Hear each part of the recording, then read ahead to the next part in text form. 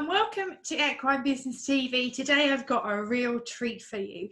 So over the next couple of episodes and series, I will be interviewing real equestrian business owners about their businesses, about lessons they've learned, about things that they do and what they know about business, because I think it will really help you.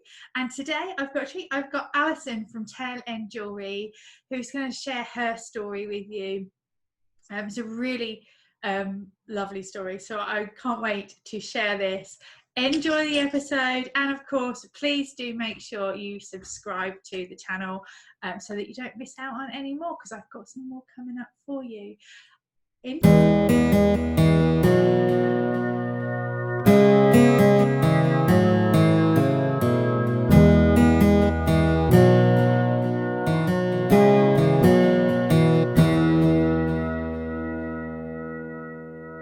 Today I am joined by the super talented Alison from Tail End Jewellery. If you have never heard of Tail End Jewellery before, Alison makes jewellery with horsehair. As somebody that's trained in silversmithing, I know exactly how hard it is to make that jewellery.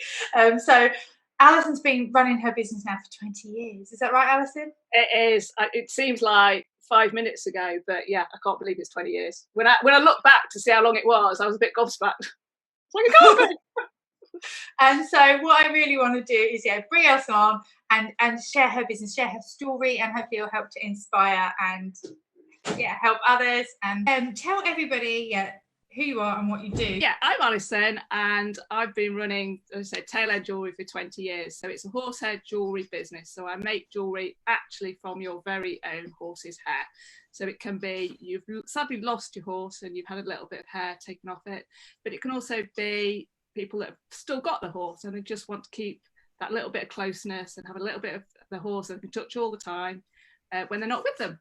So there's a whole range of necklaces and bracelets and key rings and stock pins that you can choose from. So hopefully there's something to sort of inspire and something everybody will like is in the range. And what made you start this business? What got you into it? Well, I've got to take you way back to when I was about 13, and I'm not going to tell you how many years ago that was, but it's a long time ago. And I was a horse mad teenager, child and teenager, but I didn't actually get my first horse until I was about 16. But because I was such a horse mad teenager, I was avidly reading all the pony magazines that were out there. And I can remember at the back of one of these magazines seeing this little advert for horsehair jewellery.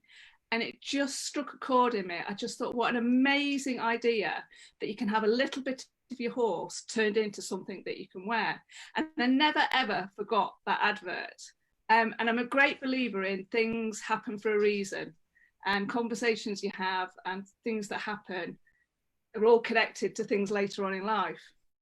So fast forward now about 15, 18 years, and I went into a local pub with a friend one evening and sat down and started talking to a local gentleman. And somehow we must got onto the conversation of horses. And it then turned out that he was the bloke that made that jewellery of that advert that I saw all those years ago. And it was a bit of like, oh my God moment. So we had a long conversation about it. And at the time, I'd actually just been made redundant. So I wasn't working.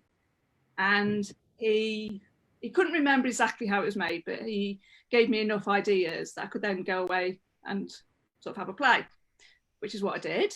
I had a friend that made jewellery, so she gave me some help too. And then it sort of took off from there. I sort of started making a few bits and selling a few bits, and it sort of built up from that. It was just that one chance meeting that reignited something that I thought that was amazing so many years ago. That's so uncanny. I think everything happens for a reason, and I think we're all kind of drawn to each other at the right times for the right reasons.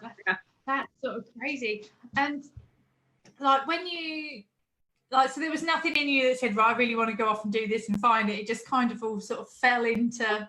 Well, I'd always wanted to work for myself. So I always had these mad ideas that come into my head, and I never progressed them.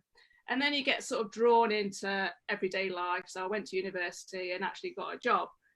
But in the back of my mind, I always wanted to work for myself.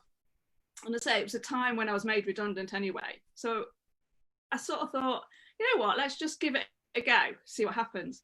But we're talking 20 years ago when the internet wasn't what it is now. There was no social media. Websites were very basic.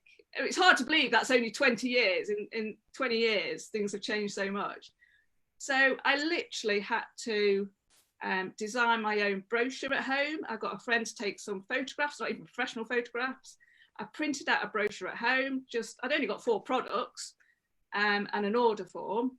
I then did the same as this chap had done and just put an advert in the back of a magazine, and then sat there and prayed that somebody might ring up and ask for a brochure and then actually send it back with some horsehair, which started to happen. In the meantime, I did go and get another job. So I was doing this in my spare time, if you like. It was only small. And then it sort of evolved. A friend of a friend made a very basic website for me. And then gradually over the years, that website's changed to become an e-commerce website. And gradually your business builds up until it got to the point where, as well, we started to think about starting a family. So it was a natural thing to be able to work from home and have this business. Now, the idea was, seriously, I was meant to get a part-time job to go along with this. The deal was, if I left my full-time job, I got a part-time job to do this. But I sort of didn't do that bit. So I forgot about doing that bit. And then it just worked perfectly while the kids were small to be able to work from home and run a business. And then I've gradually built it up and up and up to what it is now. I think we need to have that sort of flexibility, and sometimes, and yet running your own business gives you that, but it's not always an easy balance, is it? No, it's not an easy balance at all. No. So, like, what tips would you give to somebody else that's looking, like, if somebody was looking to start a business at the moment, like you started from nothing, very much like me, and sort of work from the ground, like one step at a time, and it's a journey, and it takes us a long way. And I think sometimes people can look and see where other people are at and think, oh my gosh, I can't get there, but it's about small steps, isn't it? So, like, what tips or advice would you give other people who are looking to start their own businesses? I would say, 1, go for it. I think my thing was, I didn't want to live with the regret of not doing it and not knowing whether it'd work. So 1, go for it. 2, don't worry. If it doesn't work out, you've not failed. Nothing is a failure. You've learned so much from that process that you can take on to something else. So don't think of it as a failure if it doesn't work. And 3, take all the help you can. I mean, when I started out, I say there wasn't social media it is now. There wasn't people like you, Jenny. There wasn't business groups. I had to try and figure it all out for myself and learn and do what I thought was best. But now there is so much knowledge out there. Groups like yours, the It Mastermind group and the Equine Business support network, and all those other groups are all there to help you. Lots of paid advice, but lots of free advice, and just take it and use it. There's loads of people that will help you out there. Just get. Because I think sometimes it feels like it's such a big task, and a lot of the time when I'm coaching people, I'm saying, no, stop looking at the big picture. I just want you to look at the first step. Like, where are you going to put the brush first? You know, stop trying to look at the end result. What's the step you can take today? And that matters, doesn't it? So what else would you sort of say as advice for other business owners or people? Probably something I'm struggling with at the minute is getting a work-life balance. I think it's going from a paid job where you work 9 to 5, 5 o'clock, you can switch off and forget about it.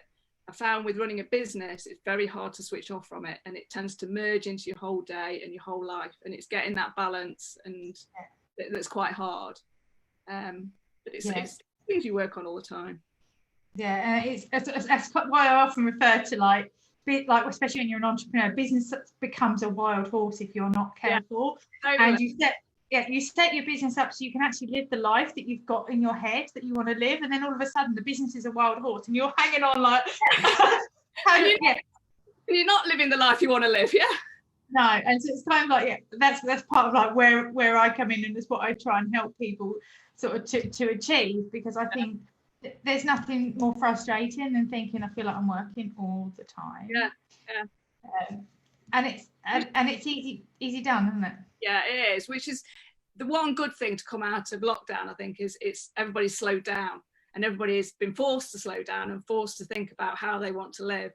And what I'm very conscious of the fact is I don't want to go back to how I was before. I want to carry on the lessons that I've learned during lockdown, take them forward, and just change. It will all be better from a business as well, because it'll be more streamlined and better run, and I'll be a happier person because I'm doing other things apart from just working. So. Yeah, no, definitely, and that's actually the topic of my live at lunchtime today. I'm going to be talking about 3 things that you can do now to make sure that your business is ready post lockdown. So if anybody's watching this now, make sure at lunchtime you come and catch it, or catch it on the replay later. Because that's kind of what I want to help you with, because I think we've learned a lot, especially during lockdown. Totally. About what's important, and I think there's that being able to really prioritize in our businesses. It helps us to free up some time and to say no, and I think that's a really hard thing. It does, because your business becomes your baby, and you nurture it, and you want to do everything right for it, but it can become all consuming at the same time. So yeah, definitely, and especially with what you do, because it's kind of making. So what would you say, other than that, what would you say is another hard part that you've had to face, or a struggle that you've had in your business? I think it's probably a bit more of a mental struggle. There's when I started out, there was only me. There was people in America that did it. And then, of course, a lot of people see what you're doing and then start doing the same. So there's a lot more competitors out there now, and it's just keeping ahead and trying to stay true to yourself and what I do or you do, and not getting distracted by what somebody else is doing, but carrying on serving your customers and doing what you want to do and what you love doing. Yeah, it's kind of like knowing your own lane and staying in your track. And sometimes it's so easy because your brain looks out for people that do what you do, and then you can be intimidated and feel like, oh, they're doing a better job than me, when half the time it's not true. And I often say, just get the blinkers on, focus on where you're going. Because if you're coming from that place, it's not good for you, and it's not good for your business, and a lot of the time there is enough business out there for everybody. I genuinely do believe that. I think. Yeah, I mean, I go through moments of where I suddenly go, oh no, when you see a new competitor come on, and then you think, how many horses are there in the world, and how many horse owners are there in the world? Let alone the county that I live in. So you sort of then have to get back into perspective. Yeah, and there's no way you can plait everybody's. You just can't. I know that for a fact. You cannot plait every single horse in the UK. Probably not even in one county. It would just be too much, and I think it's sometimes we have to remind ourselves of that, don't we, and say I don't need to worry about that. I'm okay. I think you're just blinkered. I just don't look anymore. I just do what I do. Because if it doesn't feel good, don't do it. And a lot of the time when I'm helping people going through their research and looking at competitors and stuff, actually the fact that there is competitors is good, because it means that there is a market, but we don't want to use that to make ourselves feel bad. We don't want to use that to make ourselves feel inferior, or to make us feel like there isn't enough business. And if it starts to bring that up, then we need to work on some of the beliefs and the mindsets that we've got going on in the background, don't we? Or we just need to turn it off. I mean, you go into the supermarket and you look, and I mean, you used to get white bread and brown bread, didn't you? You go now, the whole row of like multi-different types of bread there is. So there's markets out there for lots of competitors and lots of people.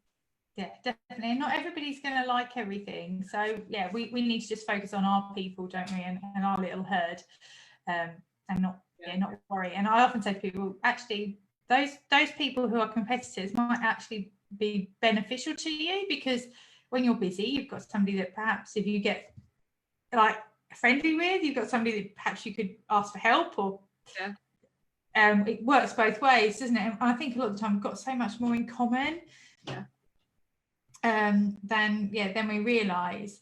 So if somebody wanted to find out more about Tail End Jewellery and to have a look at some of the stuff, what do they need to do, Alison? They can either go straight to our website, which is tailendjewellery.co.uk, and everything's on there, so you can click on any of the products, which will take you to a description about the product, how much hair you need to make it, any additional things you can have added to it, and then you can just, it's a simple website, you just add it to your basket, same as any other website, go to checkout. Once you've completed checkout, you get an email confirming your order, where to send your hair into, so then you just send your hair into it. So, or you can find me on Facebook, or you can find me on Instagram. Yeah, under Tail End Jewellery. And yeah, I must admit, Alison is very, very talented at what she does. I have, when I had my jewellery business, somebody did say to me, oh, could I do some horsehair jewellery? And I remember having a go, and I did do them some lovely jewellery. It was lovely. But at the same time, I think I swore more than I've ever sworn in my life. I think there was hair everywhere. The washing of it was a nightmare. It's all over the floor. And I don't think anybody appreciates actually the skill. It's really, really hard, isn't it? Well, it's like human hair. It varies so much from horse to horse. You can have different thicknesses of hair, different strengths of hair. It can vary along the strand even. So that's all got to be taken into account when you make something. And there's one or two that I really, really have to make about 3 times before I get it right. And I sort of think, was this horse naughty in real life? It's like, because its hair's being really naughty. So I've definitely had that character trait to them. So I'm just gonna thank you so much for joining us today, because I've really enjoyed having our little chat. And yeah, so for anybody that doesn't know, I've been working with Alison for quite a while now, and we've been supporting each other. I've done a few jobs for you and things like that, and it's been real pleasure. So I can genuinely highly recommend Alison, because I feel like we've known each other forever. Even though must be at least 2 years, yeah. I know, it's crazy, isn't it? But where has the time gone? Yeah. So do check out Tail End Jewellery. I will make sure that I put in the notes, in the comments, I'll make sure that I've got that there as the link, so you can go and have a look at Alison's beautiful, stunning jewellery. What's your favourite piece of jewellery that you do, Alison? It changes from day to day. And the most popular one is the Forever Heart necklace, and that came about because a customer contacted me about 6 years ago and asked if I could do it. And it was quite it took quite a process to make that one, because the hair is inlaid into a heart shape, which meant that we had to do CAD drawings to get the heart shape, we had to get it cast, we had to get test ones made up to see whether it worked, and then obviously those pieces have to then, from now on, they have to be individually cast, and then they have to go and be hallmarked at the hallmarkers. It's quite a long process to make that one, but that is the most popular one, and I can't keep up with it, and I do love making them. But I actually quite like I've started making some leather and horsehair ones in different colours, different colour leathers, which I'm really enjoying doing at the minute, because it's something a bit different out there, and they're proving very popular too. Yeah, and yeah, I'm a huge fan. I've still got the hair though, sadly, sitting on the side to come to you, because I've been meaning to say something for ages. So like, if somebody's really bad at remembering to get everything sorted, and you also do offer that, like, they can just send it as it is, don't you, so that they don't have to worry too much about cleaning it and getting all the. Yeah, you can just send it as it is. I know, particularly when people have lost the horse, the last thing you want to do is then, when it's still raw and the horse, you then just lost the horse, to then physically wash the hair. So no, so send it as it is. I really don't mind cleaning it and washing it. Yeah, because sometimes it is, especially when you're experiencing that loss. Sometimes, it's hard, isn't it, just to even hold it for a little while. So, it's a beautiful thing you do. Okay, so we are actually live on Facebook. So we have had some people that have commented and are watching. So I just want to give a shout out to Paula. Paula says, yeah, she's been following you for a long time and she thinks your jewellery is really, really lovely. Faye says hello. The beautiful Faye from Horseshoe Hearts, and you do actually collaborate with Horseshoe Hearts, don't you? You were just talking a minute ago about competitors, and in a way what Faye does is a slight competitor to me, because she makes keepsakes from horseshoes, so you can have something made from your own horse's shoe. But we started a collaboration, over a year ago, where she does all the horseshoe work. So you can send in your really rusty horseshoe, they'll clean it all up, polish it all up, and turn it into a heart shape if you wanted, or leave it as a horseshoe. And then I braid the hair that then sits in the groove. So that's a bit of a collaboration between the two of us, which works really, really well. Yeah. They are really. Do you know, if I had £1 million, I think I'd just have everything, like from you and from Faye. And yeah, if I had curtains, I might need the curtain hooks that they do as well at Horseshoe Hearts. But I mean, yeah, that just goes to show that actually when we work together, we can make some really awesome, awesome changes. And I think that's why I do like the Nail It Mastermind, because I believe that when we actually work together, we can be really, really strong and we can get better results. And I know a lot of people, like, because I've got a lot of photographers that work with me, and they're kind of like, is that not like competitor and interest? And I'm like, no, actually, you guys support each other so well. I think it's brilliant, and so I think it's lovely that you're able to do that too with Horseshoe Hearts. Yeah. So, is there anything else that you'd like to add or to share with everybody? I'd just like to say thank you, Jenny. I thank you for the opportunity to talk today, but also for all your help that you give us all in the group. It's just amazing. In the Nail It Mastermind group, we had a couple of weeks ago a brainstorming session, which totally blew my mind, because we all sat down together and brainstormed things that we were thinking of doing, and we all helped each other brainstorm those ideas, which has just led me down a bit of a different route to what I was going down with certain items. I can't wait to put them all in practice, and that's all thanks to you, Jenny, and the fab group that you're. Thank you. That means a lot. And I think sometimes that's the joy of it, because we get so many ideas, we get so many things, and there's so many ways we can go down, and actually having that time to focus and just like go, oh wait a sec, is this the right thing, and get the plan right so that we're not distracted. It's really, really beneficial. And it's other people's ideas, it's other eyes on your business to see what would help you do, which is fun. Yeah, it makes a massive difference. So Catherine's asked what the website is. So thank you, Paula, who's put, it's Alison Tail End Jewellery. She's tagged you in so that they can find you. Thank you, Paula, for doing that. Because it's absolutely, I highly recommend Alison, and she's the jewellery is exquisite, like really, really is. And because you get it all cast and made for you, it means that it's different, isn't it? Like, and there's more heads up, there's a few more cast pieces coming. Oh, exciting. So watch this space, everybody. Hopefully they'll be here. We'll look out for those with excitement. So right, we're going to cut off our Facebook Live now, but if anybody is watching and you've got any questions for me or Alison, please do add them in the comments. We will make sure that we come back and we answer them. And of course, do go and check out Alison at Tail End Jewellery to make sure that you can follow her and like her and have a good look at some of the comments. So we will see you really, really soon. Bye, everybody. I hope you enjoyed the episode. As always, please do hit the bell so that you subscribe and you don't miss any more episodes. And if there's anybody you would like me to interview on the channel, please do message me, hello@jennybush.com.